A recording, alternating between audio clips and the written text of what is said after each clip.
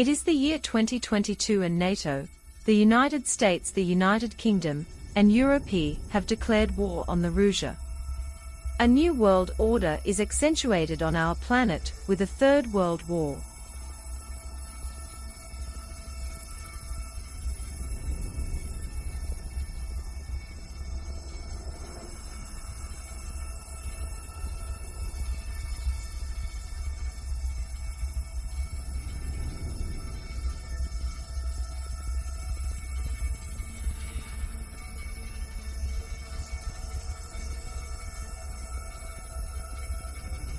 Vladimir Putin, presidente de Rusia, activa su fuerza nuclear como respuesta a las sanciones y la actitud agresiva de miembros de la OTAN. Приказываю министру обороны и начальнику генерального штаба перевести силы сдерживания российской армии в режим, особый режим несения поражений. Вчера, после заявлений киевского режима о готовности к переговорам, активные боевые действия на основных направлениях операции были приостановлены. После того, как украинская сторона отказалась от переговорного процесса, сегодня всем подразделениям был отдан приказ о развитии наступления на всех направлениях в соответствии с планом проведения операции. Hace apenas una semana, el pasado 19 de febrero, el mandatario ruso exhibió su arsenal nuclear. Sus fuerzas armadas probaron todos los misiles de nueva generación al mismo tiempo que se celebraban las maniobras militares conjuntas en Bielorrusia. En aquellos ejercicios puso a punto sus nuevos cohetes hipersónicos, presentados por el mandatario ante la Asamblea Nacional en marzo de 2018 como unas armas invulnerables frente al escudo antimisiles de la OTAN. Los misiles hipersónicos son aquellos que se mueven 5 veces más rápido que la velocidad del sonido o a 6.174 km por hora. Eso quiere decir que son lo suficientemente rápidos para no ser interceptados. Además, presentan un verdadero peligro en operaciones militares, ya que tienen la posibilidad de poder maniobrar o modificar su rumbo, alcanzando altos niveles de precisión a más de 10.000 kilómetros de distancia. Según se cita en la página web del Ministerio de Defensa, las fuerzas de disuasión estratégica de Rusia están compuestas por las fuerzas ofensivas estratégicas y las fuerzas defensivas estratégicas.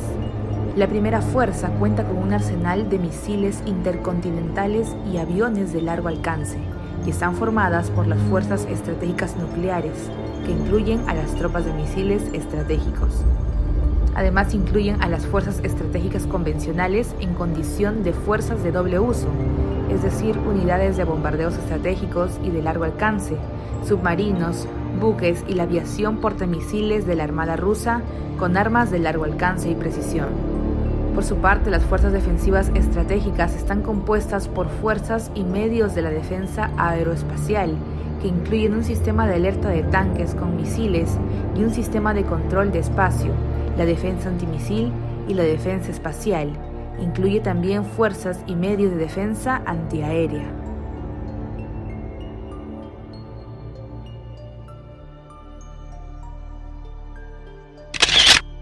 Это как в Буче. Вот мы обсуждали эту политику. Все кричат. Надо было ввести очередной пакет, нам это известно. Мы сегодня обсуждали подробно эту их спецоперацию, психологическую операцию, которую провели англичане. Если вам кому-то нужны адреса, пароли, явки, номера автомобилей, марки их, на которых приехали в Бучу и как это делали, ФСБ России может представить эти материалы. Если нет, то мы можем в этом плане помочь. Если бы только с военной операции Россия хоть чуть-чуть запоздала, то по территории России готовились нанести, как они считали, сокрушительный удар по соседним областям. Что это возможно, мы сегодня четко в этом убедились. So you have also just come from Bucha. You came by train to Ukraine and then you went to Bucha. What does it mean to witness that firsthand? It is horrible. There are almost no words that can explain what I saw there. I had the mayor who explained to me what had happened. There were still the bodies. So atrocious, unbelievable, shocking. This is the brutal face of Putin's war. And we had another attack this morning just before you arrived, a brutal missile attack on a station that's a hub for evacuations from the eastern town of Kramatorsk. Dozens of people are dead. The number keeps rising. Dozens are injured. What does this mean to you as you are in the process of thinking every minute on how to increase the punitive pain? It is even strengthening the determination we have to not have Putin do this. He has to fail. He has to fail. And Ukraine has to win this battle with our support. Therefore, we have just been discussing with the Prime Minister where we can step up, be it sanctions, be it financial support, be it support with the refugees and the internally displaced, and of course support for arms. The Ukrainians need arms. They are so bravely fighting, and they will get more arms. Okay. We cannot block the reserves of the Russian bank who are in Moscow or in China. And on the last years, Russia has been placing their reserves more and more in countries where we could not block. Russia has been preparing financially. You may remember I got criticized for calling Putin a war criminal. Well, the truth of the matter, you saw what happened to Putin. This warrants him, he is a war criminal. But we have to gather the information. We have to continue to provide Ukraine with the weapons they need to continue the fight. And we have to gather all the details so this can be have a wartime trial. This guy is brutal. And what's happening in Bucha is outrageous. And everyone's seen it. To call Biden a criminal. Why is that? He is a criminal. He's a criminal. He got caught. Read his laptop. And you know who's a criminal? You're a criminal for not reporting it. You are a criminal for not reporting it. Let me tell you something. Joe Biden is a criminal, and he's been a criminal for a long time. And you're a criminal in the media for not reporting it. Good luck, everybody. Have a good time.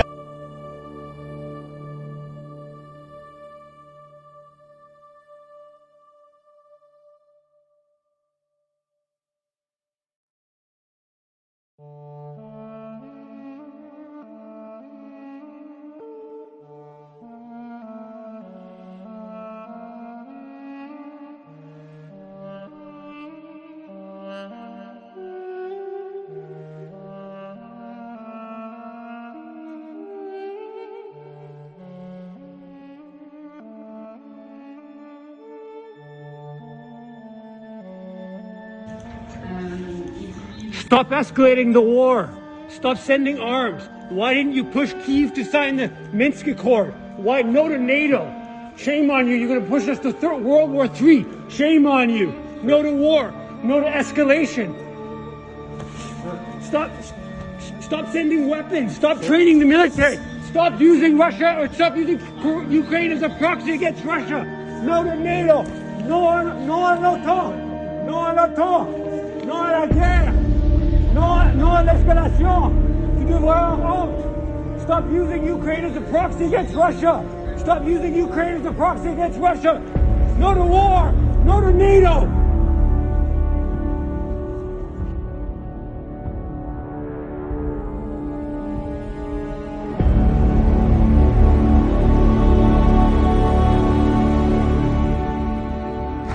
Onorevole Deli ha facoltà di replicare. Thanks, colleague. I would love colleague Jambaski to tell me any circumstance in which NATO has played a productive role or delivered peace anywhere.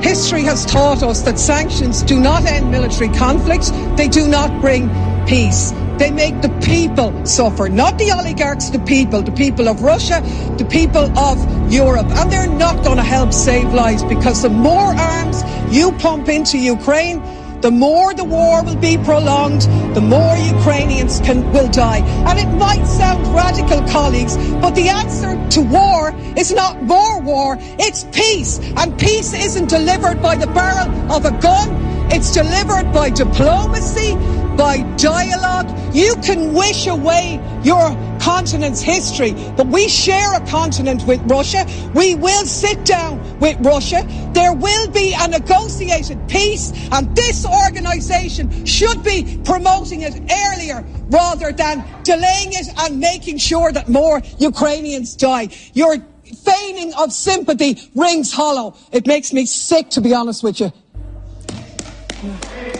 Grazie. Alongside our allies and partners at any given time. Thank you. I'm afraid, Mrs. Daly, we've... American troops are currently standing watch in 155 countries and conducting operations every day to keep Americans safe. Currently, we are supporting our European allies in guarding NATO's eastern flank in the face of the unnecessary war of aggression by Russia against the people of Ukraine and the assault on the democratic institutions and the rules-based international order that have prevented great power war for the last 78 years since the end of World War II.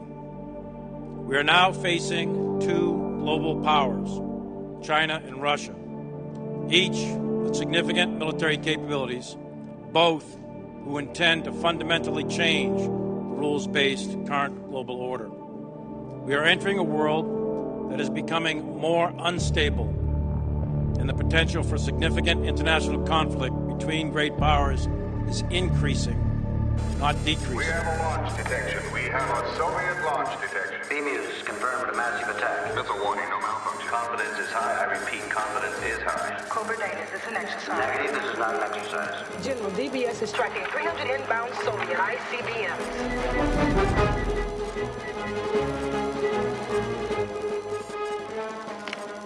Tell me this is one of your simulations, Mr. Kitoko. All right. Flush the bombers, get the subs in launch mode. We are at DEFCON 1. DEFCON 1?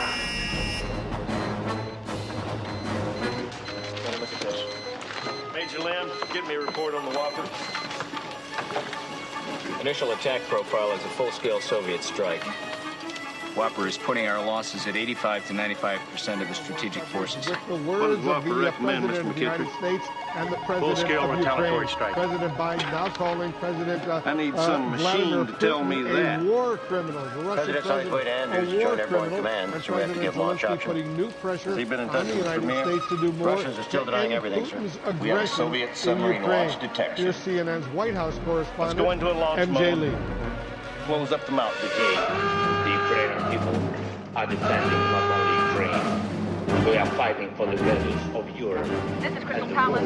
We're closing up the mountain. You'll have to hurry. After the gates are closed, nobody gets in or out. He speaks for people who have shown remarkable courage and strength in the face of brutal aggression. Courage and strength that's inspired. The world is united in our support for Ukraine and our determination to make Putin pay a very heavy price. Disconnected. Hours earlier, the president addressing a joint session of the United States Congress virtually from Kyiv as Russian attacks intensified across his country. Russia has attacked not just us, not just our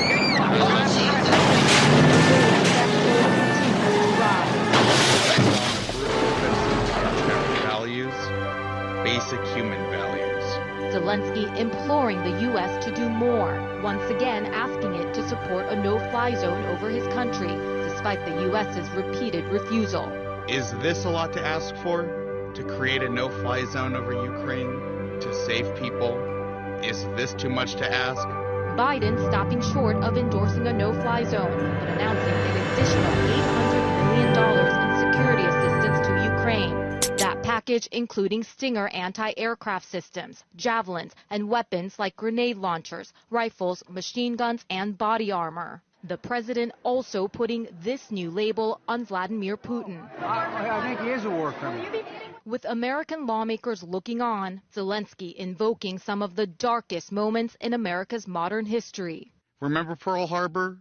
Terrible morning of December 7th, 1941, when your sky...